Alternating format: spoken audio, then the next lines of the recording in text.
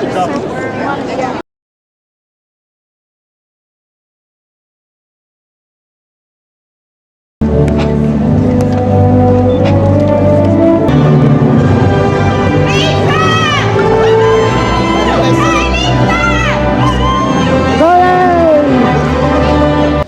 behalf of National University, it is now my pleasure to introduce today's commencement speaker.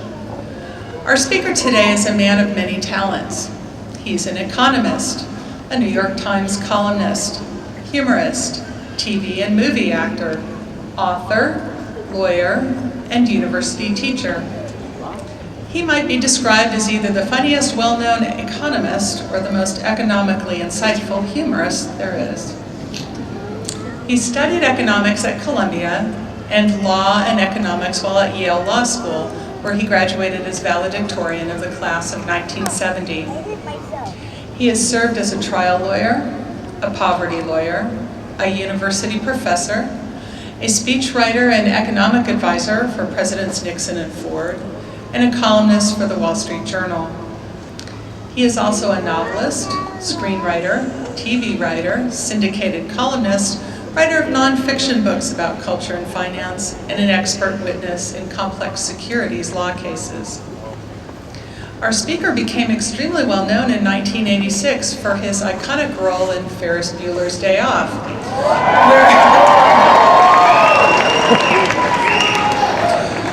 where two words, anyone, and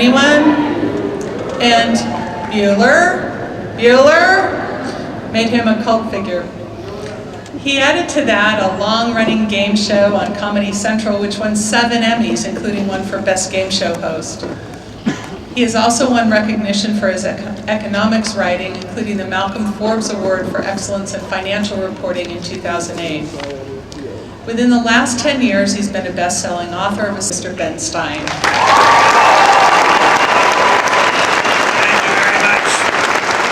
you very much. Adamson, Adamowski, Bueller, Fry. And just to make sure that we're all on the same track tonight, I don't know how you're going to be partying tonight, but dry eyes, red eyes, itchy eyes, clear eyes.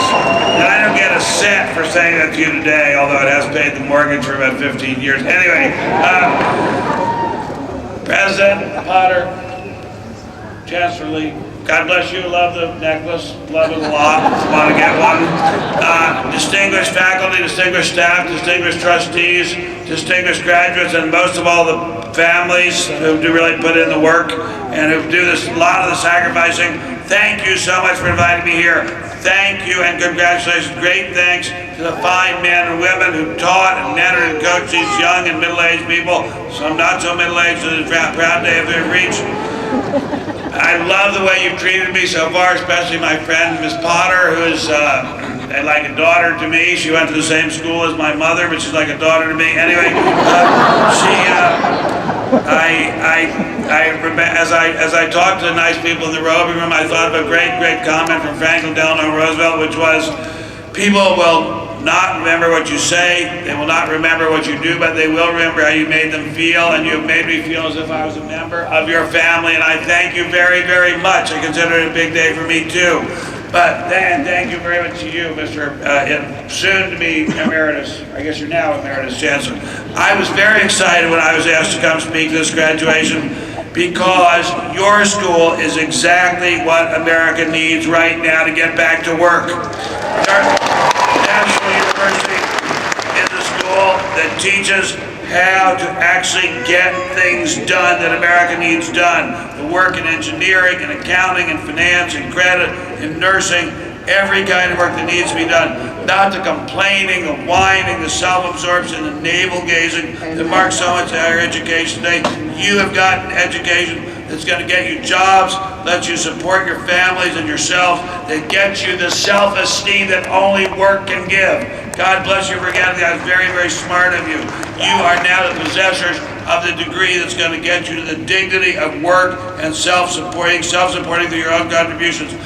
I told President Potter, I'll tell you what I see when I read about your school and when I look out at your faces here in this room. I have seen the future and it works. And I keep thinking as I think about this school, they should put the people who run, now you need a job, they should put the people who run National University in charge of the University of California. It would work better, the school, the students would be happier, wouldn't need that huge gift from the taxpayers, and the people who graduate would have the incredible gift of work and being employed and self-esteem. We have a lot of problems in this country economically, and the ultimate solution to the recession, to the challenges of the future, the ultimate anti-poverty program, sensible education, and hard work by people who are properly motivated to get it done, who aren't just doing it because their parents told them to get the hell out of the house.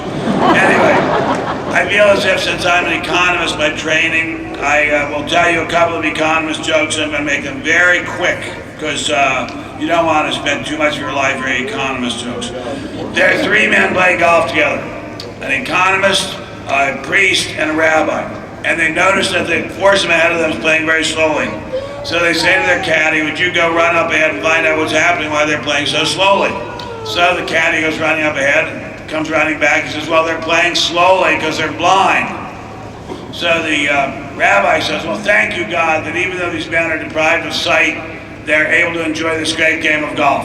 And they probably play a lot better than I do. And the priest says, thank you, God, that even though these men are deprived of sight, that they can smell the smell the grass, cut grass, hear the birdies singing, feel the breeze blowing across their face. Thank you, God. And the economist says, well, if they're blind, why the hell don't they play at night and get out of our way? And I'll just tell you this. How many of you have studied any economics course at all? Any at all? Okay, lots of you, so you'll get this. There are three men, a physicist, a chemist, and an economist stranded on a desert island. They're slowly dying of thirst and hunger. One day a storm comes up, and when the storm passes by, there's a huge chest washed up on shore with many cans of food and water, but the men have no can opener. So the physicist says, look, we got plenty of wood, so let's just make a fire. Let's put the cans on top of the fire, and the heat will build up the pressure, and when it pops, we can eat the contents. And the chemist says, no, that's way too messy. Let's do this. We have lots of alkaline seawater around here. Let's just take this seawater, we'll put it on the top of the can, we'll focus our big nerdy glasses on it, and then when the sun rays get hot enough, they will eat through the can lid, and we can eat what's in the drink, what's in the inside. And the economist says, look, that's way too messy too. Here is the best, most elegant solution. Assume we have a can opener. All right, those of you who are not economists, you can have your friends who are economists explain it to you. And then there's one more economist jokes.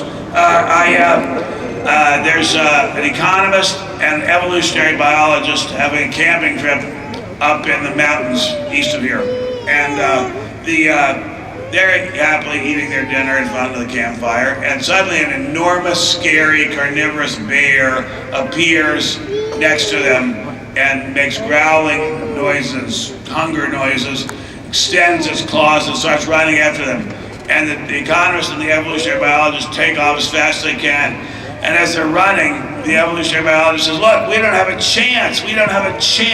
This creature has been evolving for millions of years to run incredibly fast. We don't have a chance of getting away from it. There's just no hope for us to get away from it. We can't run away from it. And the economist says, we don't have to run away from the bear, I just have to run away from you. Anyway, okay, I'll explain that one to you later. It has to do with prioritizing things and valuing things. Anyway, all right, time for the meat of this, because I know you want to get home and party. But I'm going to tell you in brief what I wish I'd been told when I graduated from college 46 years ago. I was a lot thinner than I am now, too, I'll tell you that. First of all, the world is going to change in totally unpredictable ways. When I graduated from high school in Maryland, Silver Spring, Maryland, same high school class as Goldie Hawn, although I know she looks a lot younger than I do, and same junior high school class as Sylvester Stallone, although No, he looks a lot younger than I do, but I'm much more muscular. Anyway, the world is going to change in many unpredictable ways. When I graduated from high school, much of the United States of America was originally racially segregated. Nobody thought it would change completely. We thought it would change around the edges. We didn't think it would change. It has changed totally, and thank God for it. Thank God for the fact that Americans are now recognized for the dignity of their character and not the color of their skin. Martin Luther King Jr. said he had a dream. It was a dream, he said in the great rally in 1963, that someday his children and grandchildren would be able to play with the children and grandchildren of former slave owners, and that they would all be judged by the content of their character and not the color of their skin. That was a dream. It has happened in real life, and thank God for it. We have a completely integrated country, racially, ethnically, and in terms of gender, except for a very few clubs out in Indian Wells. This country has become incomparably more open to Black Americans, Hispanics, Jews, Asians, all Americans, and to women than we would ever have thought possible. This is a very good thing. The age of impending nuclear, as Mr. Bush would say, nuclear disaster has come to an end, at least we hope so. We lived in a world when we were growing up when at any minute there could have been a nuclear war that would have eliminated civilization. It is passed thanks to some incredibly brilliant diplomacy, thanks to the bravery of the men and women of the armed services that has changed. We love those people. Russia, which used to be our mortal enemy, is now a major trading partner with us. They still have problems, and we're not happy with all the things they do, and obviously they're not happy with all the things we do, but we have a working relationship with them that would have been unimaginable in my childhood. Thanks to my former boss, Mr. Nixon, we have an opening to China, and China is now one of our biggest, I guess our second biggest trading partner. It's still a communist dictatorship, but much more open than we ever dreamed it would be. I'm going to turn around now to my fellow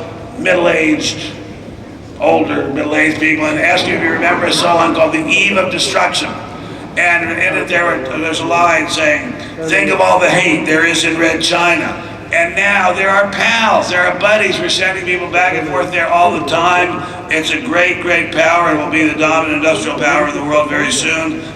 It supplies us with every kind of good, buys our commodities, buys our worthless treasury bonds. They're not our close pals by any means, but they're certainly not likely to start a war with a country that owes them $2 trillion. Anyway, the next verse of that song is, think of all the hate there is in Red China. Then take a look around to Selma, Alabama, because in Selma, Alabama, there had been rigid segregation. We had a very brave group of African-American men and women and their white supporters marched over a bridge called the Pettus Bridge to try to march to Montgomery for voting rights. They were beaten savagely by the local police.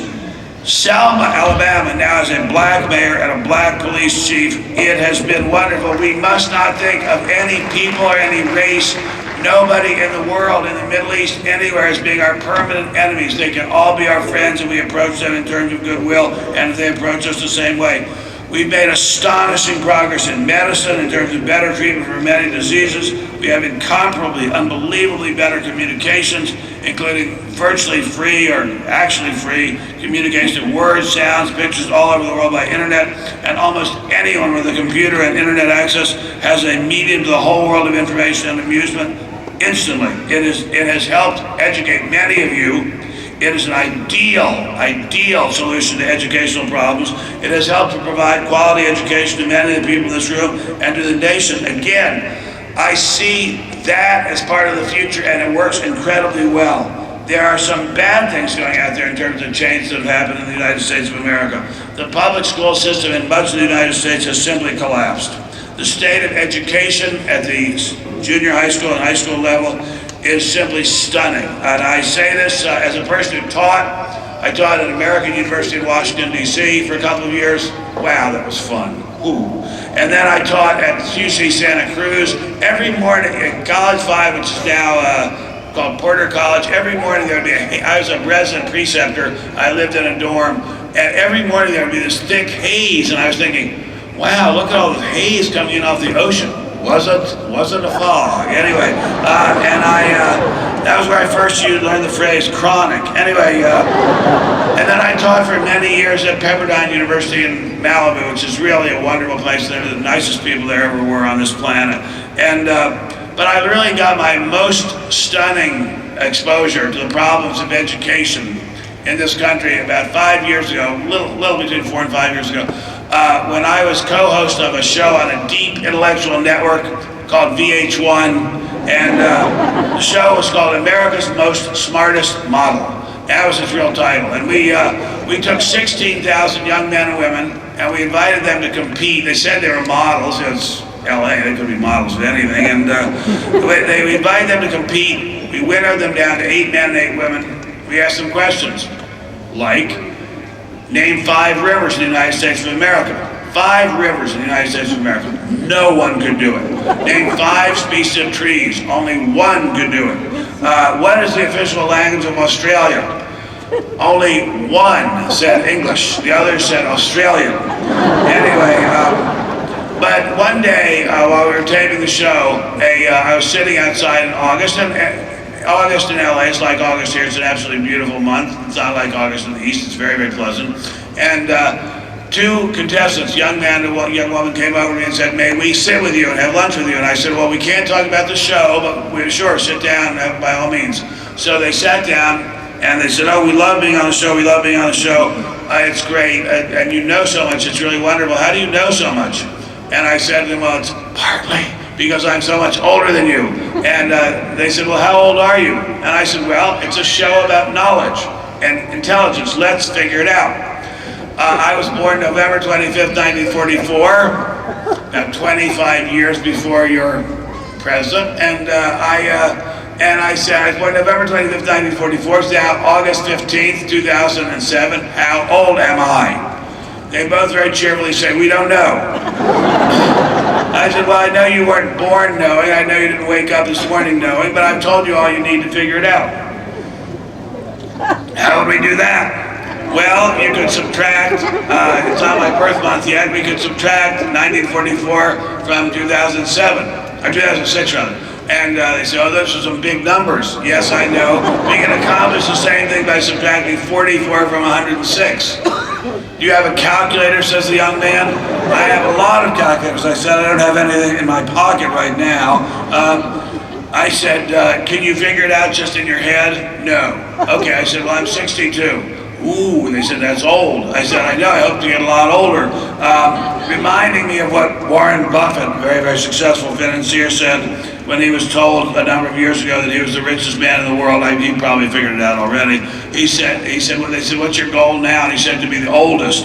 Anyway, so I said, "Look, let me try something with you for knowledge." I was born November 25, 1944. Who was president when I was born? Young man very confidently raised his hand and says, "Abraham Lincoln." No, I said, "Not Abraham Lincoln." The young woman raised her hand very confidently and says, "Ronald Reagan." No, not Ronald Reagan. I said, "Try again, a very long-serving president." We can't think of any presidents. Okay, I said, these are both college juniors. I said, it was Franklin Delano Roosevelt. "Oh, we've heard of him, we've heard of him." "Great, you've heard of him, that's really great." I said, "Now, when I was born, November of 44, a giant international event was taking place, a gigantic one. What was it?" "We don't know." "Okay, well, it was a conflict," I said to them. "It happened all over the globe, and it was not the first of its kind." "What was it?" "We don't know." I said, "Okay, well, I'm going to make this really easy. It was a war. It happened all over the world, and it was not the first of its kind. What was it?" Young man says, "Civil War." No, I said, "Not the Civil War." Young woman says, "War in Vietnam." No, I said, "By definition, that would not be all over the world." I said, "They want to try again?" "Well, we can't think of any other wars." "Okay, it was World War II." "Oh, we've heard of that, we've heard of that, we've heard of that." "Great, only the most destructive conflict in the history of mankind, you've heard of it, that's really great." I said, "Look, who did we fight against in World War II? Who are our enemies in World War II?" Young man raised his hand like a shot, says, "Germany." "Very good," I said, "they were indeed a very, very important opponent." "And who else did we fight against in World War II?" Young woman raised her hand and says, "Russia." No, I said, "Russia was on our side in World War II, that's why we won." I said, who else would be fighting against in World War II? Young man raises his hand again very enthusiastically and says, Germany. I said, you just said Germany. It doesn't count if you say it twice. Young woman says, Russia. I said, you just said Russia. And I said, no. I said, let me make it really simple. We fought in World War II in the European theater of operations, and indeed our primary opponent there was Germany. There was also Romania, Italy, a couple of other countries, but mostly it was Germany. I said, we also fought in the Pacific theater of operations. Who was our main opponent there in the Pacific? Young man, with a big smile of enthusiasm, says, Germany. Now I said, Germany is not in the Pacific. It wasn't Germany. Said to the young woman, would you care to make a guess? She says, Russia. I said, no, I've told you over and over again it wasn't Russia. I said, look, let's make it really simple. It was an island nation, very intelligent people, very, very, very good manufacturers of cars, electronics, everything, and very, very warlike, very, very difficult opponent in World War II. Island nation. Young woman says, Cuba. Anyway, I said to her, no, it was Japan. And she said, we fought a war against Japan, who won? Well, I said, we're all eating sushi all the time, so I guess we know. And I would have thought this would take the cake for all eternity, but for my idiocy, sins, arrogance, and pride, I own a number of houses and condos. And of course, as we know, it's been a terrible time for owning real estate, especially out here. And I got a letter in the mail a few months ago from Bank of America that holds the mortgages on some of my properties. And it said, you have missed a payment on such and such an account, and therefore we can either foreclose on your house or you can give us a deed in lieu of foreclosure, short sale, blah, blah, blah. I called them up, had transferred about 50 different people, finally got a young man. I said, look, I paid this, here's the account number. He looks it up. He says, no, you didn't pay it. I said, I have the canceled check right in my hand. He said, well, that's the problem. I said, what do you mean, what's the problem? He said, you canceled the check. I said, that's not really what it means to cancel a check, but anyway, I thought that would be the ultimate, but recently I was doing a commercial down in the desert, and we all drove down there in a van. I was sitting next to the makeup artist, a very nice young man from the East. And as many of you know, when you drive along Highway 10 down into the desert, you pass by all these giant windmills for wind turbine power. And he looks at these and he says, are those to cool off the desert? Well, maybe so. Anyway, I'm saying we're in trouble here. We've got some educational problems. The higher education system still works at National University, but the higher education system still works in some places. But we are in for some rough sailing. We're competing with countries whose students do far better than ours as a group in technology, science, mathematics. This is going to tell in terms of economic progress. We're not going to be the leading power on earth for much longer. China will be. We don't know what it's going to be like when the world's leading power is a communist dictatorship. I said that a few minutes ago, and it's true. But we're going to need leadership, and we're going to need people who are willing to work. Work, work, work. That is the key to everything. You guys have shown you can do it. You can show, you and National University have shown the world what the fusion of technology, intelligence, motivation, and freedom can do. In uncertain, unseeable future, you guys have these things, these qualities, discipline, motivation, hard work, that are going to make all the difference in the world. And you've got to, the President just spoke to you about keeping on with your education. It's incredibly important. You have to keep on, especially with education about history. History is the only thing that even gives us a vague clue about the future. History and human nature give us a vague clue about the future. They're dismal vague clues, but they're clues nonetheless. Hard work will almost always succeed. I am asked endlessly by people, what's the solution to life during the recession? And this has been a terribly cruel recession. I was born, as I think I told you, in 1944, and I have not seen an economic event like this in my lifetime, and I hope I never do again. Things are uncertain, but they almost always yield to hard work, education, discipline, and motivation above all. We need more certainty in our lives that will come from within ourselves and from the educational system that brought us to where we are today. More things I wish I had been told when I was graduating long, long, long ago. It's vital to have a strong faith in a power greater than yourself. Life is overwhelming. I'm just saying this is myself. It's not preached to you by school, national. It's taught and preached to you by me, fat old man. Life is overwhelming, complex, cunning, baffling, powerful. In life, we often meet people who are genuinely mentally ill, and occasionally some who are genuinely evil. They can cause havoc in your life. You have got to have a power greater than yourselves that you rely upon. There will be illness, accident, loss of those we love. There'll be wars, financial calamities that affect the whole country and affect your family. There will be fear. There will be real pounding fear in your lives. There will be betrayals and tricks by people you trusted. It is important, and it's just my belief in this situation, to have a true belief you have a God who loves you, understands you, and wants to help. Life will rarely be perfect. It will never be perfect for more than a short time. Get used to it. Life is not perfect. It's not a movie. It's not a picture of a beautiful landscape. If you have a power in your life greater than yourself, whom you rely upon, you're way, way out of the game. Second best thing I think I've ever heard in my whole life is that feelings come and feelings go, and feelings are not facts. You will be better off by far if you know this and get into your bones. However bad you feel at any given moment, you're going to feel better in the future, and maybe in the very immediate future. If you feel that way, you're very, very much less inclined to take a drink or a drug or have an outburst at someone close to you. You'll have a much more positive attitude towards life. Have in your heart an attitude of extreme gratitude to your parents, your wives, husbands, friends, companions, classmates, teachers. It is incredibly hard work in life being a teacher. It's incredibly, unbelievably hard work being a parent. If you stop to think of how many times your parents cleaned you up, fed you, carried you all around, cared for you when you're ill, it cannot fail to impress you. Many of you in this room are both students / graduates and also parents. You know how hard it is. That's how hard it was for your parents too, maybe harder. Show some gratitude while you still have them. Nobody else in life, nobody else in your life except maybe your spouse or your very, very closest friends are going to be as good to you as your parents. Show some gratitude. They're not going to be around forever. Your parents die before you do in most cases. Show some gratitude to them while they're alive. Show some respect for, thank you.